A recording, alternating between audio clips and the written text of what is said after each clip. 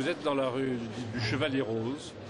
Le Chevalier Rose s'était distingué pendant la peste de Marseille. C'est pour ça qu'on a donné le nom à cette rue de la très vieille ville de Marseille. Cette rue, les boutiques étaient devenues toutes fermées et on a pensé avec la ville de Marseille et le CPEM à la revitaliser en louant les boutiques à des gens qui créent leur entreprise.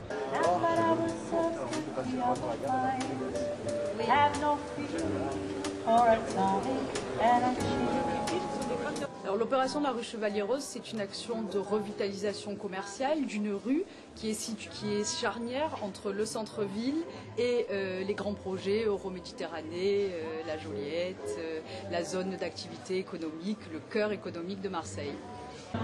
Bonjour, et toi, ça va? Parfait, parfait. Le matériel pour restaurer.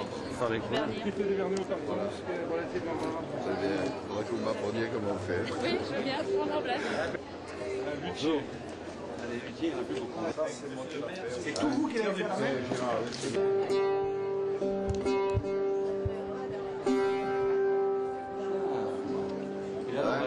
Super, avec de la sonorité, bravo. J'espère que vous ça marchera bien. En tout cas, on est là pour vous aider. Aujourd'hui, nous inaugurons la rue du Chevalier Rose où il y a 9 boutiques nouvelles qui se sont installées et qui participent à la relance de l'économie. Alors les créateurs bénéficient de différents services. D'abord des locaux remis à neuf par le propriétaire. Ensuite un accompagnement financier puisque la structure qu'est le CPEM est justement là pour les financer et pour les accompagner. Et une fois installés sur le site, ils bénéficient d'un accompagnement avec des spécialistes du commerce, des équipes de publicité qui font l'animation, qui font la promotion de ce secteur. Alors je m'appelle Isabelle, je suis restauratrice de mobilier ancien.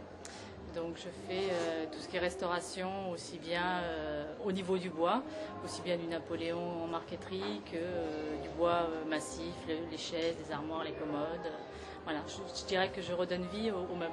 Je suis Madame Fontaine, je suis couturière retoucheuse, je suis installée depuis 5 ans. J'ai été 4 ans et demi à la Grand Rue et je suis installée depuis le mois de décembre à la rue Chevalier Rose, dans un nouveau local très grand. Et je fais maintenant de la location de costumes de carnaval, en plus des retouches, de l'ameublement. Ça m'a permis de prendre une employée et de créer un emploi.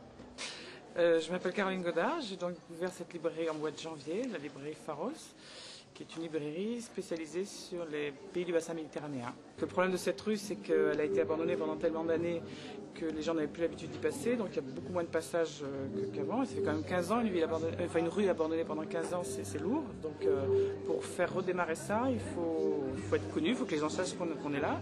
Et surtout, il faudrait qu'il y ait d'autres commerces. Parce qu'on est 6, et 6, ça fait pas une rue commerçante.